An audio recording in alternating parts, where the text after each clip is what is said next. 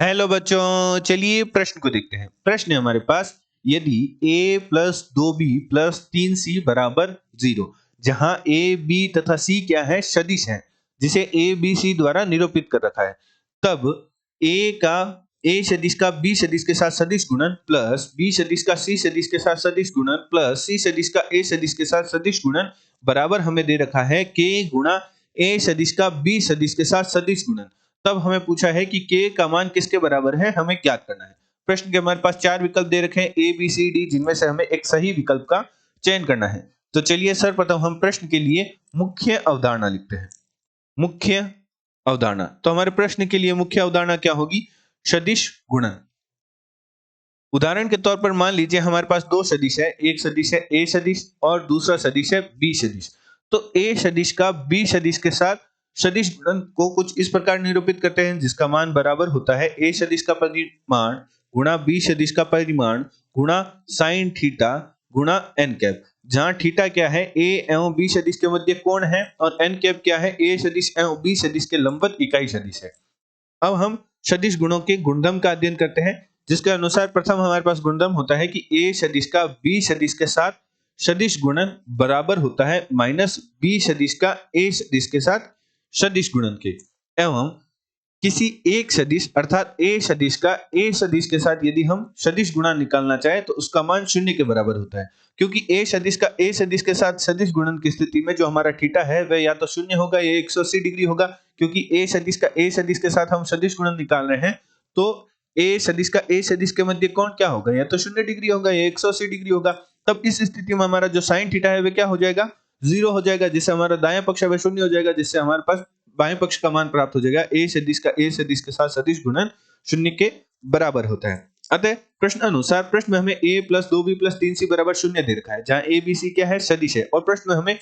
k का मान ज्ञात करने को कहा है। तो हम क्या करते हैं, जो हमारी प्रथम जो समीकरण दे रखी है a plus 2b plus 3c बराबर 0, उससे हम उसकी सहायता से हम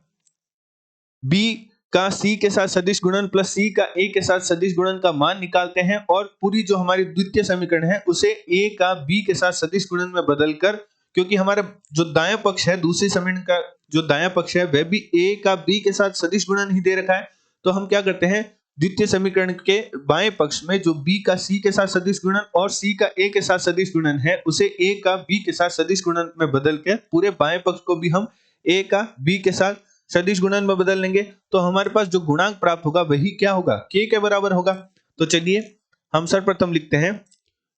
b का c के साथ सदिश गुणन और c का a के साथ जो सदिश गुणन है उसका मान हम किसकी सहायता से ज्ञात करेंगे, जो हमारी प्रथम समीकरण दे रखी है उसकी सहायता से। तो प्रथम समीकरण हमारे पास क्या है, a plus 2b plus 3c बराबर 0, इसे हम प्रथम समीकरण नाम दे देते हैं, जहां a b c क्या है, हमारे पास सदिश है। अब हम समीकरण एक में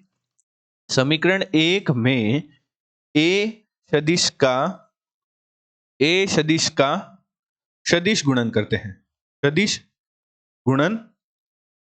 करने पर, क्योंकि हमें सदिश गुणन ही ज्ञात करना है, b का c के साथ सदिश गुणन ही ज्ञात करना है, इसीलिए हम सदिश गुणन कर रहे हैं। तो हम सदिश गुणन करेंगे तो हमारे पास a सदिश का हम सदिश गुणन कर देंगे, जो हमारे पास बाएं पक्ष में समीकरण थी a सदिश, यहां हम a b c ही लिखते हैं, a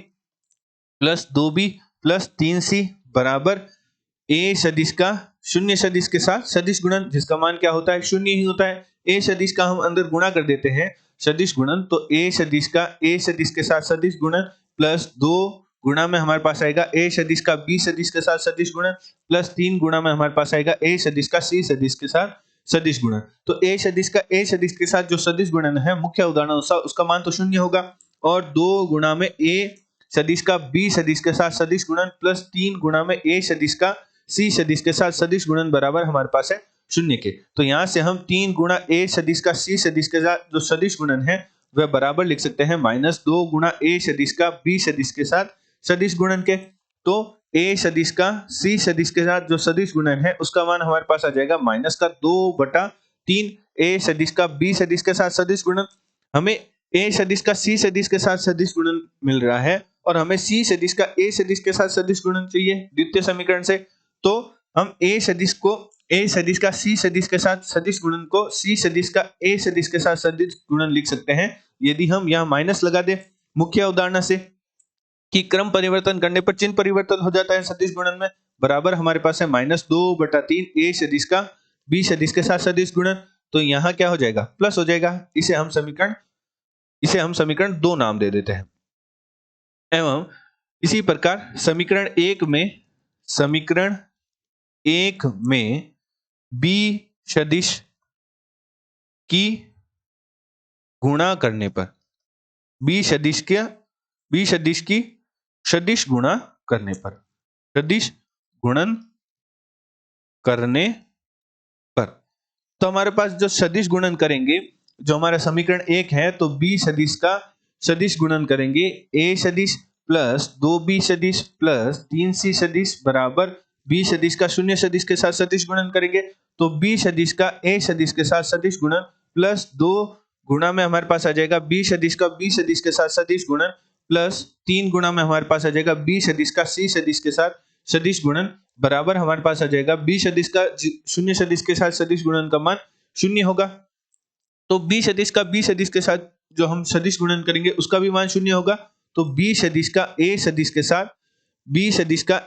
के साथ सदिश गुणन प्लस 3 गुणा b सदिश का c सदिश के साथ सदिश गुणन बराबर हमारे पास है शून्य के, जहां से हम क्या करते हैं, b सदिश का c सदिश के साथ सदिश गुणन ज्ञात कर लेते हैं। तो b सदिश का c सदिश के साथ सदिश गुणन 3 गुणा b सदिश का c सदिश के साथ सदिश गुणन बराबर माइनस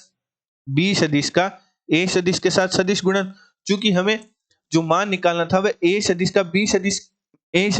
सदिश के साथ सदिश गुणन में निकालना था, जो कि हमारे समीकरण 2 में भी इसी प्रकार हमने मान ज्ञात किया था। तो